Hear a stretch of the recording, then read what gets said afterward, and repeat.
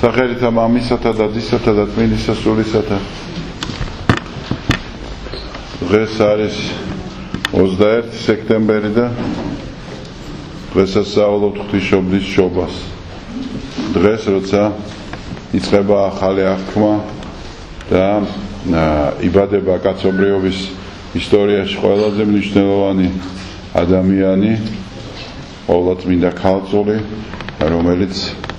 რომლისგანაც შემდეგ მოხდება სამყაროს განთავისუფლება ბოროტებისაგან, მოხდება ადამიანთა მოდგმის გამოხსნა და მოხდება ცათასასუფევლის მოზიდვა დედამიწაზე და ერთიანი კაცობრიული სიხარული ადამიანის ტკივილისა, რომ დაეხურათ სასუფეველის კარი, აღმოიფხრება და ადამიანს მეძლევა შესაძლებლობა იესო ქრისტეს რწმენით კვლავ დაუბრუნდეს მშობლიურ გარემოს. დღეს წავიკითხეთ ღვთისმშობლის მიძღვნილი სახარება და მასთან ერთად წავიკითხეთ კვირისა და ჯვართამაღლების წინა კვირის საკითხავი.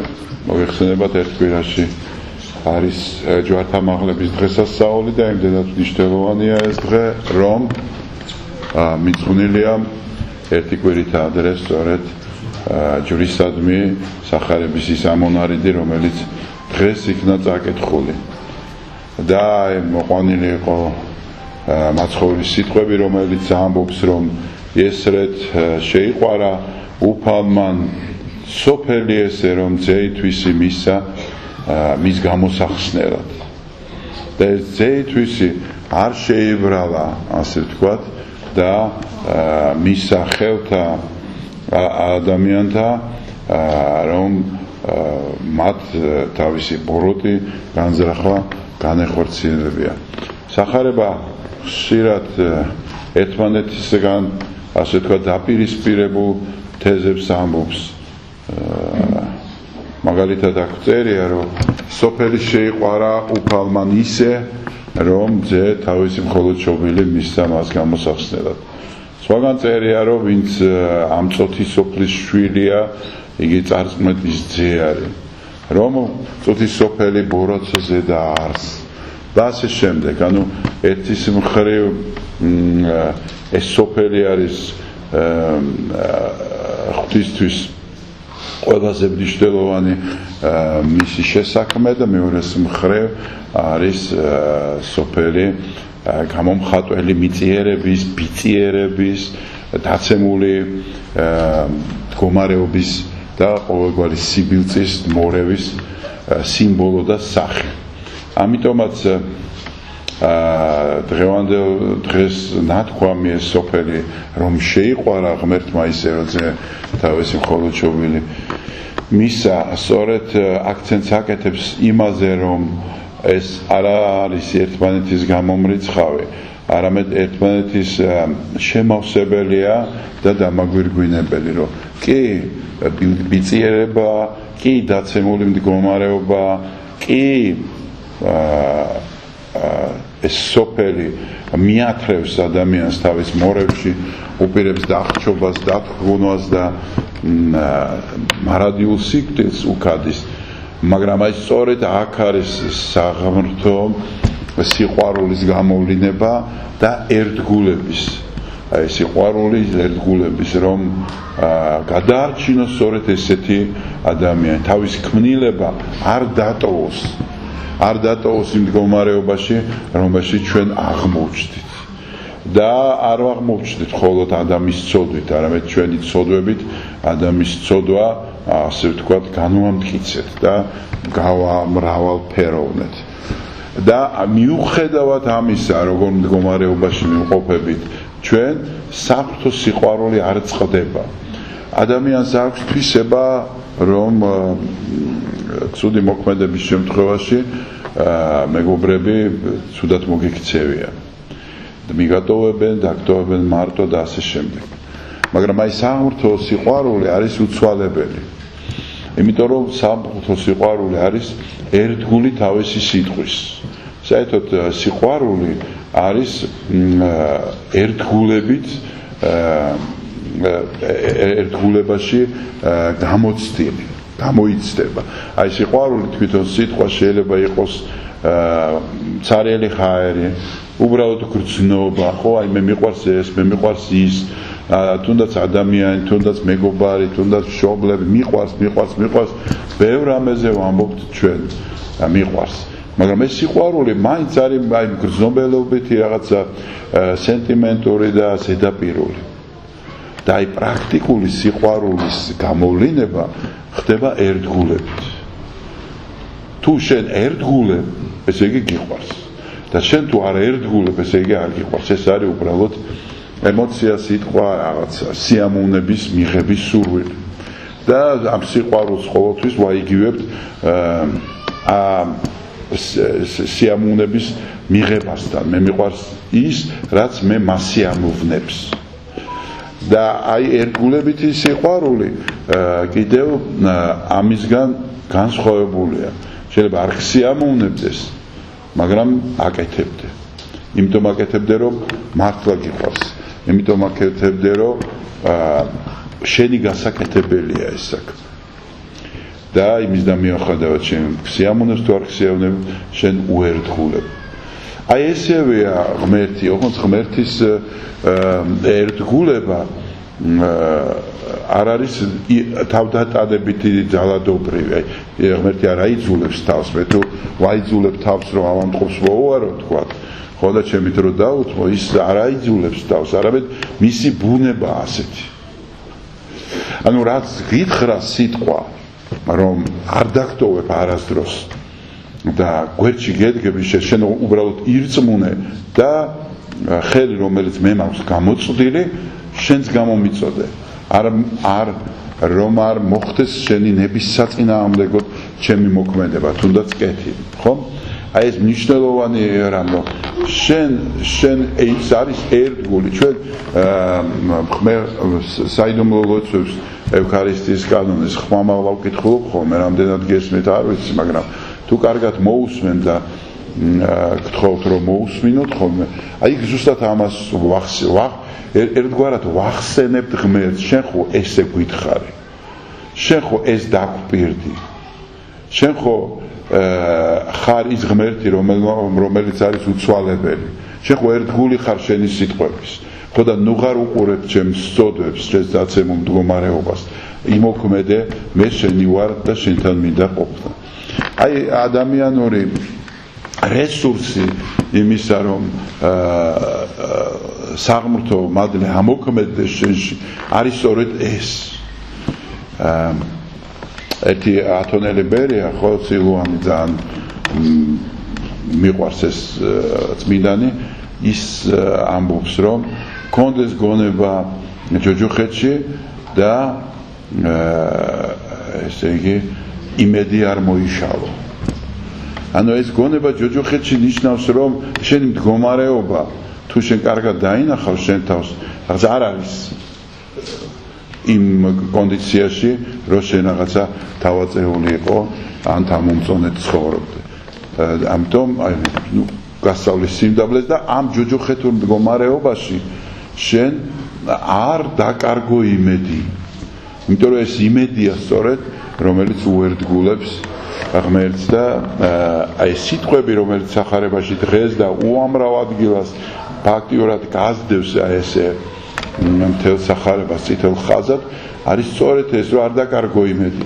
არ იყო შენ უიმედო, არ დაგავიწყდეს, რომ მე სისხლით დავღარე შენთვის პირადად. მე ეს ტანჯვა შენთვის გავიარე. მე ეს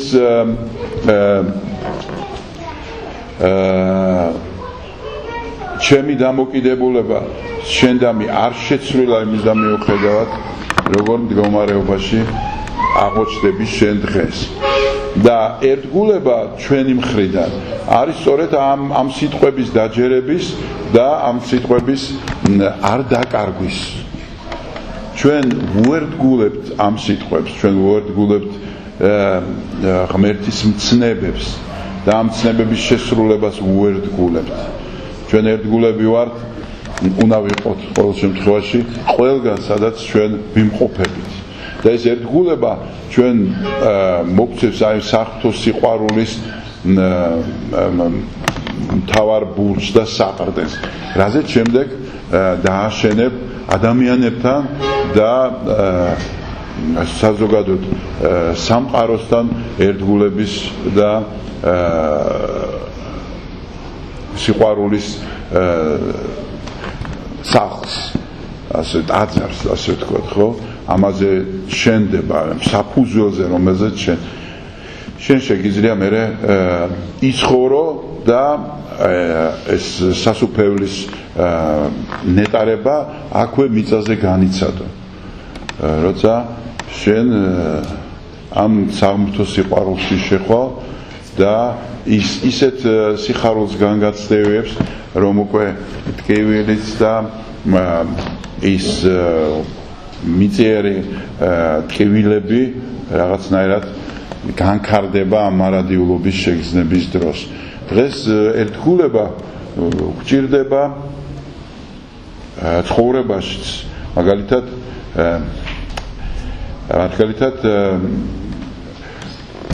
წინა საუკუნეებში იყო მუსულმანთა შემოსევები და ხალხს თხოვდნენ რწმენის შეცვლას. გასვლა ტანჯავდნენ უამრავი ქართველი ან მომკვდარი, არა მარტო ქართველი, სხვა ქრისტიანებიც, სხვა ერის წარმომადგენლებიც ტანჯვის ქვეშ, ხო? ჩვენი მეფეებიც, დედოფლებიც არ დაუთმიათ ქრისტიანობა და ქრისტეს სიყვარული და ერთგულნი იყვნენ აი ამ მთავარი პრინციპისა, ერთგულებისა, რომ მე ქრისტესი ვარ. მაგრამ დღეს ესე პირდაპირ არ მოდის ბოროტი და არ დაგიჯერს და თავს არ მოგაწვის, თუმცა დღესაც ვნახეთ როგორ მოკლეს ქრისტიანი მქადაგებელი, არა ჩარლი კერკი, რომელიც სწორედ იმიტომ რომ ასე ღიად ქადაგებდა და მიქონდა ქრისტიანული ფასეულობები ხალხისთვის, გახდა სამიზნე ბოროტების.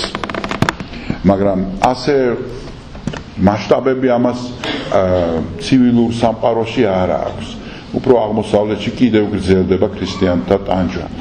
მაგრამ ჩვენს რეალობაში არის ფასეულობებითი ასე ვთქვათ წნეხი. ისინი მოდიან და გეუბნებიან, რომ აი მე როგორც მესმის ადამიანი, ისე უნდა გესმოდეს შენც ადამიანი. თუ ესე არ გაიგებ, მაშინ შენ იქნები წნეხის ქვეშ, შენ იქნები ბულინგის მსხვერპლი, შენ იქნები მიუღებელი საზოგადოებაში და შენ ფაქტიურად შავბნელ რაღაც რეტროგრადად ჩაქცვლიან რელიგიურ ფანატიკოსად. ელემენტარულად რომ თქვა, რომ ქორწინება არის მხოლოდ და მხოლოდ კაცისა და ქალის ერთობა. ესეც უკვე არის გასაკვირი ძალიან დიდი ნაწილისა ცივილური სამყაროსი და ამის თქმის უფლებაც ბევრგან არ აქვს.